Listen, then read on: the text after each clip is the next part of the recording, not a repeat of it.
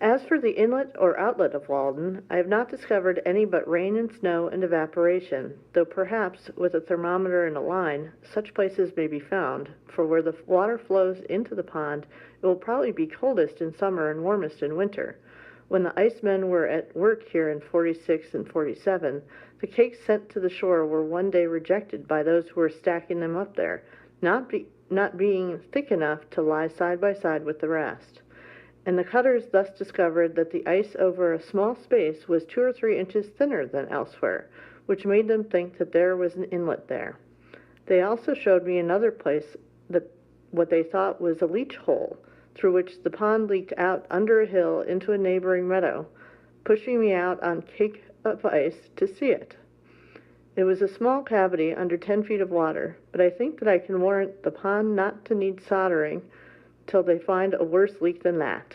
One has suggested that if such a leach hole should be found, its connection with the meadow, if any existed, might be proved by conveying some colored powder or sawdust to the mouth of the hole, and then putting a strainer over the spring in the meadow, which would catch some of the particles carried through by the current. While I was surveying, the ice, which was 16 inches thick, undulated under a slight wind like water. It is well known that a level cannot be used on ice.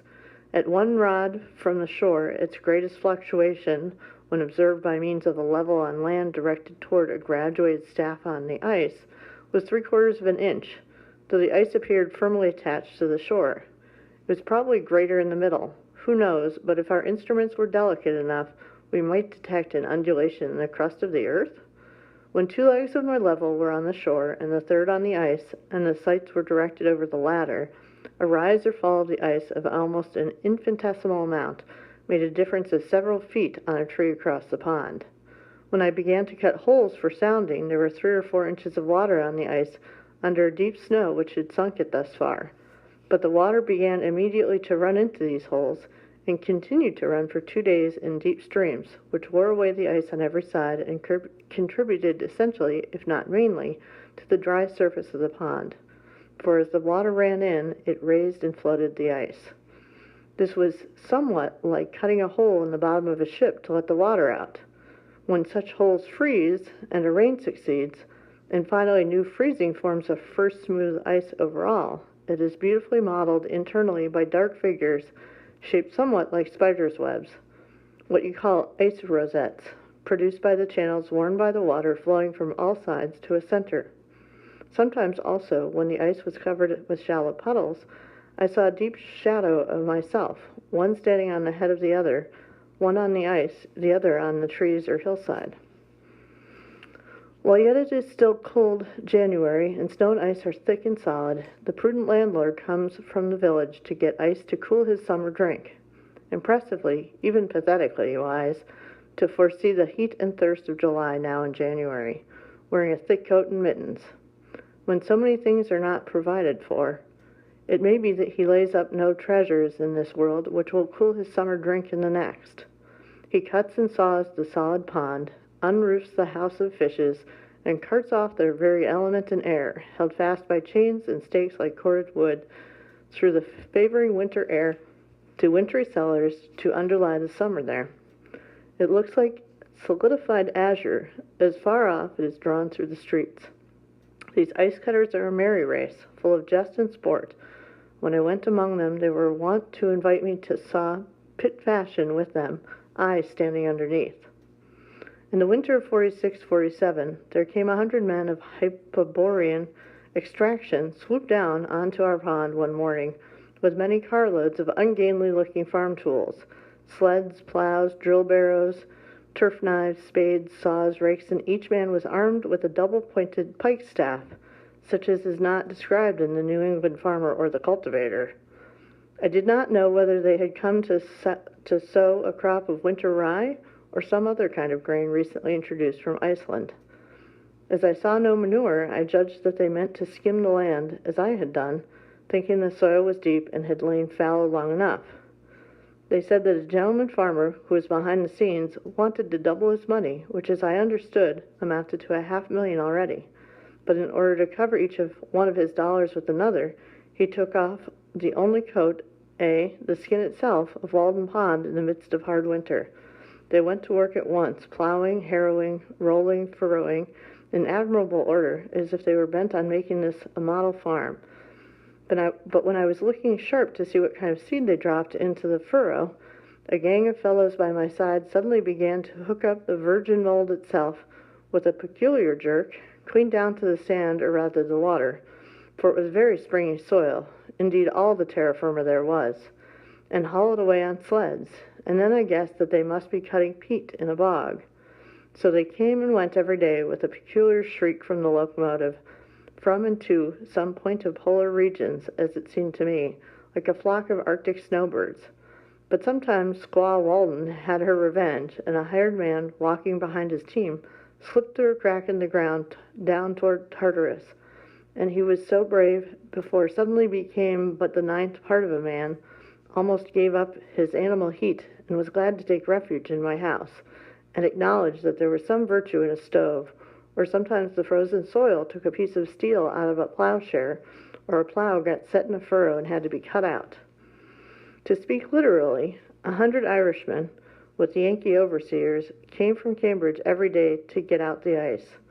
They divided it into cakes by methods too well known to require description, and these, being sledded to the shore, were rapidly hauled off onto an ice platform and raised by grappling irons and block and tackle, worked by horses onto a stack as surely as so many barrels of flour, and there placed evenly side by side and row upon row, as if they formed the solid base of an obelisk designed to pierce the clouds. They told me that in a good day they could get out 1,000 tons, which was the yield of about 1 acre. Deep ruts and cradle holes were worn in the ice, as on terra firma, by the passage of the sleds over the same track, and the horses invariably ate their oats out of cakes of ice hollowed out like buckets. They stacked up the cakes, thus in the open air, in a pile 35 feet high on one side and 6 or 7 rods square, putting hay between the outside layers to exclude the air. For when the wind, though never so cold, finds a passage through, it will wear large cavities, leaving slight supports or studs only here and there, and finally topple it down. At first it looked like a vast blue fort or Valhalla, but when they began to tuck the coarse meadow hay into the crevices, and this became covered with rime and icicles, it looked like a venerable moss-grown and hoary ruin, built of azure-tinted marble, the abode of winter, that old man we see in the almanac, his shanty, as if he had a design to estivate with us. They calculated that not 25% of this would reach its destination, and that 2 or 3% would be wasted in the cars. However, a still greater part of this heap had a different destiny from what was intended, for either because the ice was found not to keep as well as was expected, containing more air than usual, or for some other reason, it never got to market. This heap, made in the winter of 46-47, and estimated to contain 10,000 tons, was finally covered with hay and boards, and though it was unroofed by the following July, and a part of it carried off, the rest remaining exposed to the sun, it stood over that summer and the next winter, and was not quite melted till September 1848. Thus the pond recovered the greater part. Like the water, the Walden ice, seen near at hand, has a green tint, but at a distance is beautifully blue, and you can easily tell it from the white ice of the river, or merely greenish ice of some ponds a quarter-mile off. Sometimes one of those great cakes slips from the iceman's sled into the village street, and lies there for a week like a great emerald, an object of interest to all passers. I have noticed that a portion of Walden, which in a state of water was green, will often, when frozen, appear from the same point of view blue. So the hollows of this pond will sometimes, in the winter, be filled with a greenish water somewhat like its own, but the next day will have frozen blue. Perhaps the blue color of water and ice is due to the light and air they contain, and the most transparent is the bluest. Ice is an interesting subject for contemplation. They told me that they had some in the ice house at Fresh Pond 5 years old, which was as good as ever. Why is it that a bucket of water soon becomes putrid, but frozen remains sweet forever? It is commonly said that this is the difference between the affections and the intellect. Thus, for 16 days I saw from my window 100 men at work, like busy husbandmen, with teams and horses and apparently all implements of farming, such a picture as we see on the first page of the almanac. And as often as I looked out, I was reminded of the fable of the lark and the reapers, or the parable of the sower, and the like. And now they are all gone, and in 30 days more, probably, I shall look from the same window on the pure sea-green Walden water there, reflecting the clouds and the trees, and sending up its evaporations into solitude, and no traces will appear that a man has ever stood there. Perhaps I shall hear a solitary loon laugh as he dives and plumes himself, or shall see a lonely fisher in his boat, like a floating leaf, beholding his form reflected in the waves, where lately 100 men securely labored. Thus it appears that the sweltering inhabitants of Charleston and New Orleans, of Madras and Bombay and Calcutta, drink at my well. In the morning, I bathe my intellect. In the morning, I bathe my intellect in the stupendous and cosmogonal philosophy of the Bhagavad Gita, since whose composition years of the gods have elapsed, and in comparison with which our modern world and its literature seem puny and trivial. And I doubt if that philosophy is not to be referred to a previous state of existence, so remote as its sublimity for our conceptions. I lay down the book and go to my well for water, and lo, there I meet the servant of Brahman, priest of Brahma and Vishnu and Indra, who still sits on his temple on the Ganges, reading the Vedas, or dwells at the root of a tree with his crust and water jug. I meet his servant come to draw water for his master, and our buckets as it were grate together in the same well. The pure Walden water is mingled with the sacred water of the Ganges. With favoring winds, it is wafted past the site of the fabulous islands of Atlantis and the Hesperides, making the periplus of Hanno and floating by Ternate and Tidora and the mouth of the Persian Gulf, melts in the tropic gales of the Indian seas, and is landed in ports of which Alexander only heard the names. Spring. Should I keep going? Oh, yeah. All right, maybe a page or two. Spring. The opening of large tracts by the ice cutters commonly causes a pond to break up earlier, for the water, agitated by the wind, even in the cold weather, wears away the surrounding ice. But such was not the effect on Walden that year, for she had soon got a thick new garment to take place of the old. This pond never breaks up so soon as the others in this neighborhood, on account both of its greater depth and its having no stream passing through it to melt or wear away the ice. I never knew it to open in the course of winter, not excepting that of 52-53, which gave the pond so severe a trial. It commonly opens the 1st of April, a week or 10 days later than Flint's Pond and Fairhaven, beginning to melt on the north side and in the shallower parts where it began to freeze. It indicates better than any water hereabouts that the absolute progress of the season being least affected by transient changes of temperature.